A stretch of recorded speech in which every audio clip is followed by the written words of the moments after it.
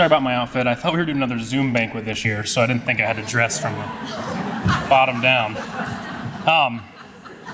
Like Steph said, a year ago at this banquet, we had the opportunity of talking about the new All-In initiative. We're really excited about that. As it said on the screen a lot today, YFC, part of their mission is to reach young people everywhere.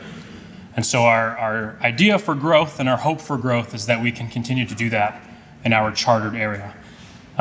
If you don't remember, the All-In initiative is designed so that in the next 10 years, or I guess 9 years now, because we announced it a year ago, we will see, hopefully, public middle schools in all 3 counties have the opportunity to have campus life. So each middle school in each county.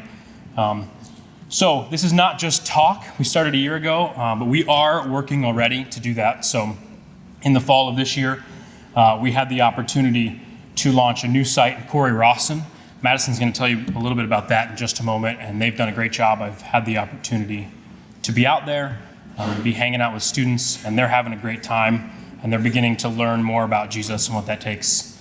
And as Sherry talked about for just a moment, we are also working in Macomb, and actually for the very first time, just this last Thursday, I had the opportunity to visit lunches. There's some Macomb admin up here with us, and they've worked really well with us. And we've got the opportunity to start doing ministry there as well. So, but you don't want to hear me just talk about boring plans and little things like that. You'd much rather hear a story.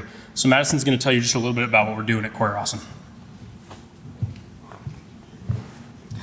Hey everybody, you're going to have to be patient with me. I talk to middle schoolers all the time, so talking to adults is a little bit intimidating. At the beginning of this school year, my only experience in youth ministry was working with middle school girls at the church that I was attending. So I had no idea what it was going to look like to go into Liberty Benton, which was a super well-developed ministry that Silas had been working in for several years. And I definitely didn't know what it was going to look like to start a whole new ministry in a whole new place.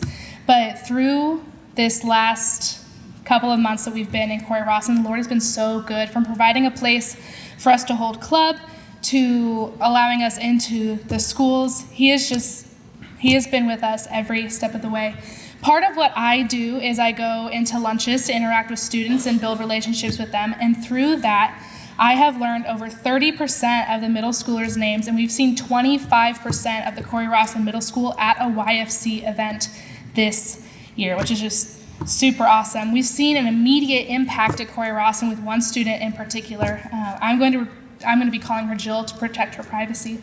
The very first lesson series that we did this year gave the students an opportunity to tell the volunteers, us as adults, what they wanted somebody to hear.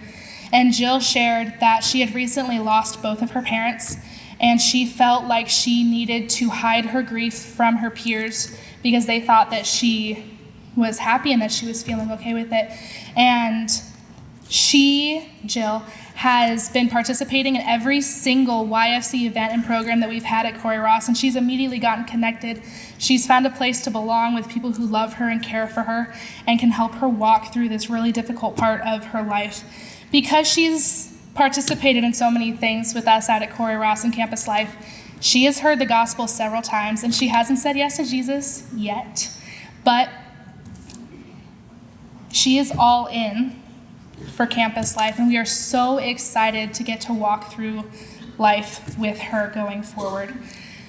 Working for Youth for Christ for almost a year, I'll hit my year April 16th. I've learned a lot of things. I've learned how to have hard conversations with parents and students. I've learned how to survive a week-long camp. I've learned the terrifying hold that candy has over middle schoolers. I had no idea it was such a big deal, but they go nuts.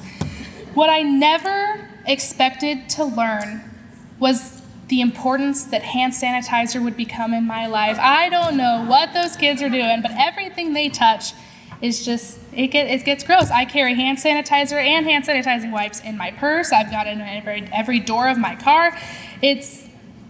You learn a lot of crazy things when you work with middle schoolers. But in seriousness, I am so thankful to be part of Youth for Christ of Northwest Ohio, and I look forward to seeing what he is going to do in all the schools that we're in now, and now going into Macomb and Van Buren. Thank you all so much for being here tonight. thank you for the preemptive applause. I appreciate it. Thank you for supporting us and these students.